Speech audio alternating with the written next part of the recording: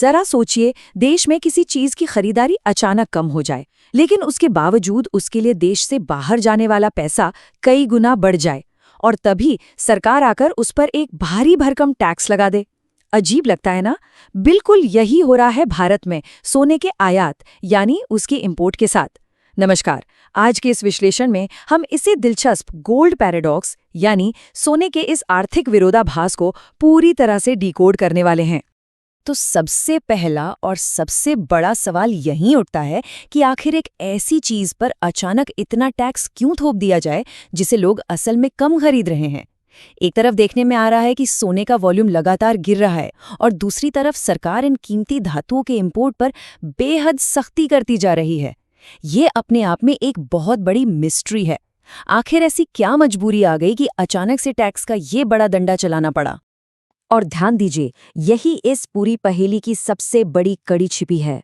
अगर पिछले financial year के आंकड़ों पर गौर करें तो सोने के इंपोर्ट का वॉल्यूम लगभग 757 टन से गिरकर 721 टन के करीब आ गया, मतलब सीधे तौर पर 4.76% की गिरावट। लेकिन रुकिए, कहानी का दूसरा हिस्सा और भी हैरान करने वाला है। उस कम मात्रा के लिए जो टोटल डॉलर वैल्यू चुकाई गई वो अचानक से 24% तक बढ़ गई।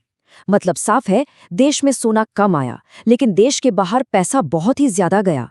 यही वो मेन कॉन्ट्रडिक्शन है जिसने सरकार को तुरंत और सख्त एक्शन लेने पर मजबूर किया। तो चलिए अब बिना देरी किए इस नए नियम और टैक्स हाइक के पीछे की पूरी गणित को थोड़ा डिटेल में समझते हैं। अब नया इफेक्टिव टैक्स रेट सीधे 15% हो गया है, जो पहले केवल 6% हुआ करता था। ये गणित असल में कुछ इस तरह काम करता है।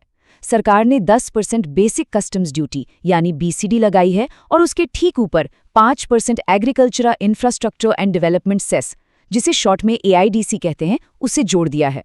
तो देखिए, 10 और 5 मिलकर बनाते हैं पूरे 15% का टैक्स। इस एक अकेले कदम ने बाहर से सोना मंगवाने की कीमत को अचानक से बहुत ज्यादा बढ़ा दिया है। और इसमें ध्यान देने वाली बात यह है कि सिर्फ सोने की ईंटें या बार्स ही इस टैक्स के नेट में नहीं फंसे हैं। ज्वेलरी बनाने वाले छोटे कंपोनेंट्स और अन्य धातुओं को भी इसमें शामिल करके सरकार ने पूरी तरह से इस नेट को कस दिया है। जैसे यूए कोटा के तहत आने वाले सोने पर जो पहले एक छूट मिलती थी, वहां भी अब रेट्स बढ़ा दिए गए हैं। इसके अलावा प्लैटिनम फाइंडिंग्स पर 5.4%, गोल्ड और सिल्वर फाइंडिंग्स पर 5% और स्पेंट कैटलिस्ट के इंपोर्ट पर भी कंसेशनल रेट्स लागू किए गए हैं।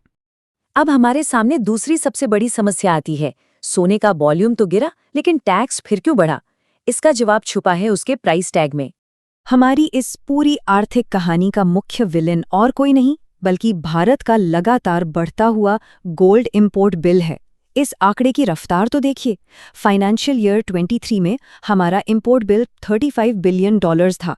अगले ही साल FY24 में ये 45.54 बिलियन हुआ, FY25 में 58 बिलियन और FY26 में तो इसने सारी हदें पार करते हुए लगभग $72 बिलियन का एक नया रिकॉर्ड बना दिया। ये किसी भी देश के फॉरेक्स रिजर्व्स के लिए एक बहुत बड़ा बोझ है और सच कहा जाए तो यही वो आंकड़ा है जिसके खिलाफ सरकार एक बड़ी लड़ाई लड़ रही है।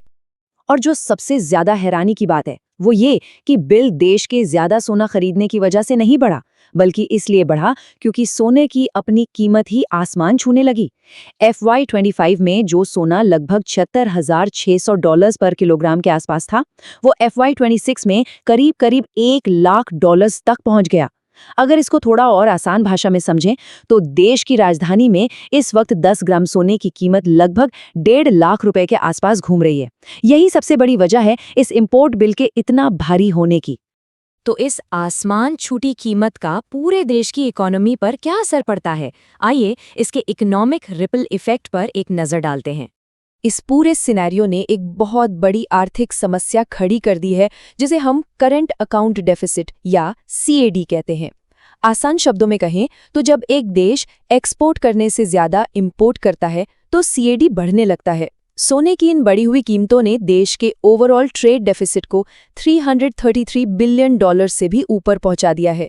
इस विशाल डेफिसिट के चलते सिर्फ दिसंबर क्वार्टर में ही CAD बढ़कर $13.2 बिलियन हो गया, जो कि देश की GDP का सीधे तौर पर 1.3% है। ये आंकड़े हमारे फॉरेन एक्सचेंज रिजर्व्स की सांस फुला देते हैं। अब बस इस एक बात से अंदाजा लगाइए कि भारत की सोने की भूख आखिर कितनी बड़ी है। 2025-26 में देश का कुल इंपोर्ट लगभग $775 बिलियन का था और उस पूरे आयात में सिर्फ और सिर्फ अकेले सोने का हिस्सा 9% से भी ज्यादा है। एक ऐसी चीज जिसका उपयोग मुख्य रूप से ज्वेलरी और सेफ हेवन निवेश के लिए होता है, उसका देश के कुल आयात में इतना बड़ा हिस्सा होना वाकई में एक चौंकाने वाला आंकड़ा है। लेकिन ये सारा सोना आखिर आता कहाँ से है? भारत दुनिया में सोने का दूसरा सबसे बड़ा कंज्यूमर है और इस विशाल मांग का 40% हिस्सा अकेले स्विट्जरलैंड से पूरा होता है। उसके बाद यूएई का नंबर आता है 16% के साथ और फिर साउथ अफ्रीका लगभग 10% पर। बाकी बचा 34% हिस्सा दुनिया के अन्य देशों से आता है। इन्हीं देशों से आने वाली ये लगातार सप्लाई हमारी उस विशाल ज्वेलरी इंडस्ट्री को फीड करती है। और इन्हीं सब आंकड़ों और मैक्रो इकोनॉमिक टेंशन के बीच आती है एक ऐसी अपील जिसने इस पूरे इकोनॉमिक मुद्दे को सीधे आम नागरिक से जोड़ दिया। वेस्ट एशिया में चल रहे जियोपॉलिटिकल तनाव की वजह से पूरी दुनिया की अर्थव्यवस्था पर इस वक्त एक खतरा मंडरा रहा है। इस नाजुक स्थिति में प्रधानमंत्री नरेंद्र मोदी ने सीधे देश के नागरिकों से आह्वान किया है कि वो ऑस्टेरिटी यानी सादगी अपनाएं। एक बहुत ही अहम अपील की गई है कि कुछ समय के लिए सोने की खरीदारी को टाल दिया जाए और गैर जरूरी खर्चों से बचा जाए। ये एक बहुत बड़ा और अभूतपूर्व कदम है जो दर्शाता है कि स्थिति कितनी गंभीर है। सरकार इस इकोनॉमिक झटके को कम करने के लिए टैक्स जैसे सख्त नियम और आम जनता से अपील दोनों का एक साथ इस्तेमाल कर रही है। तो चर्चा के इस आखिरी पड़ाव पर एक सबसे बड़ा सवाल खड़ा होता है। जब पूरी दुनिया में अनसर्टेनिटी या अस्थिरता होती है तो लोग ऑटोमैटिकली सोने को अपना सबसे सुरक्षित निवेश मानते हैं। ऐसे दौर में क्या एक भारी 15% टैक्स और सादगी अपनाने की ये अपील इस सदियों पुराने सेफ हेवन एसेट की डिमांड को वाकई में रोक पाएगी, या फिर सोने की चमक इस टैक्स और इस अपील दोनों पर भारी पड़ेगी? आगे चलकर इसकी मांग क्या रोक लेती है, ये देखना सच में बहुत दिलचस्प होगा।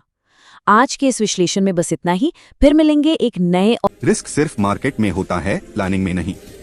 DGN कैपिटल मैनेजमेंट के साथ स्टॉक मार्केट, म्यूचुअल फंड और insurance. AMFI IRDAI certified. Your success are priority.